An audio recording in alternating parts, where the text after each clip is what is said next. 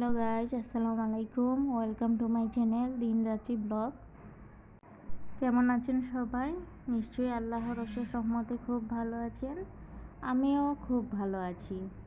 তো আজকের ব্লগটিতে থাকছে কিভাবে আমি ঘুম থেকে উঠে কাজকর্মগুলো শেষ করেছি এবং আমি বেরোতে যাব, তাই তার আগে পূর্ব প্রস্তুতি কী কী নিলাম সেটাই থাকবে।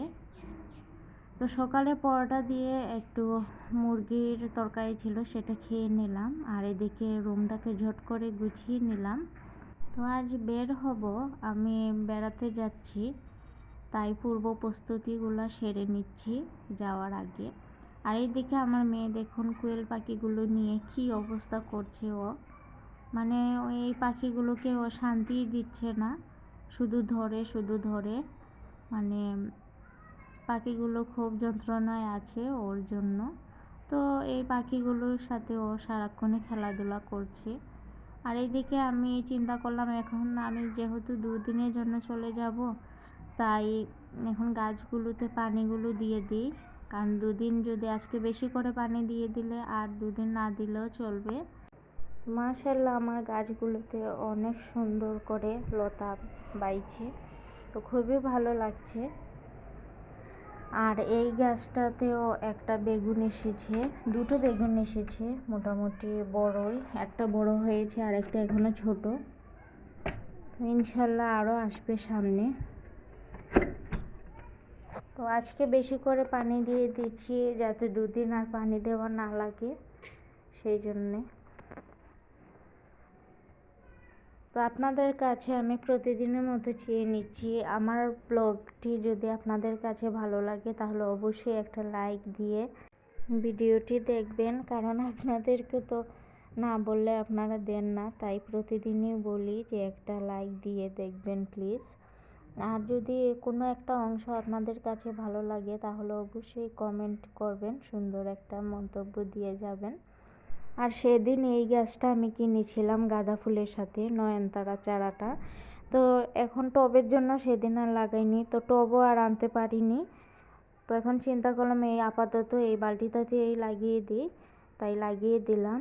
আর এইদিকে আমার লাউয়ের গাছে আবার পানি দিয়ে দিচ্ছি, এগুলো আমার মাচার নিচে যে লাউ গাছটা সেটা।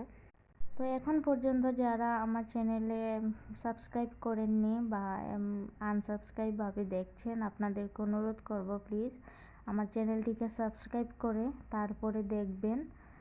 আর যারা অলরেডি আমার চ্যানেলে আছেন আপনাদেরকে অসংখ্য ধন্যবাদ।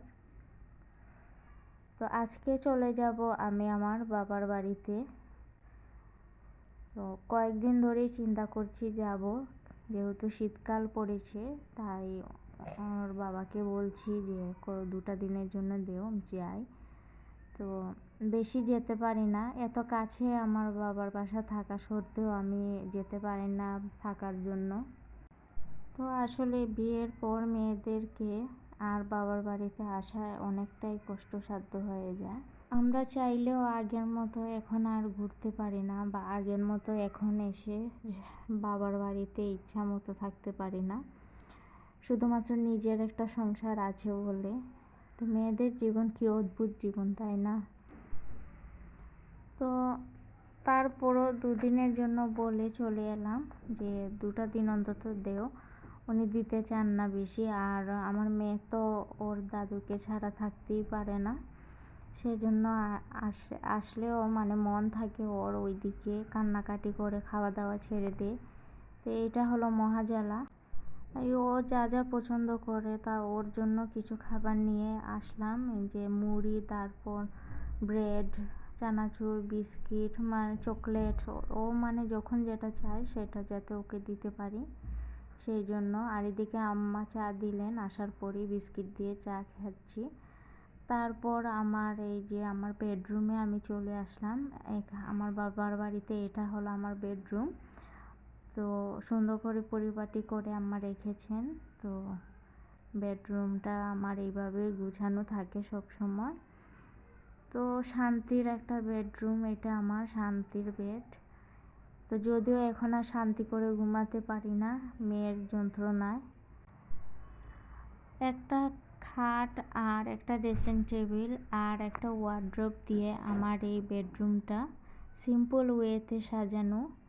তো কেমন লেগেছে আপনাদের কাছে আমার এই সিম্পল রুমটা? তো এই রুমেই আমি সব সময় থাকি। আসলে এটা আমারই রুম। আমি আগে এই ফার্নিচারগুলো ইউজ করতাম। এখন এই ফার্নিচারগুলোর মাঝে এখনও আমার আগের স্মৃতি, অতীত এগুলো রয়েছে। এখনও এগুলো মনে হয় জিনিসগুলোতে ধরলে। তো আজ এই পর্যন্ত, সবাই ভালো থাকবেন। আল্লাহ হাফিজ।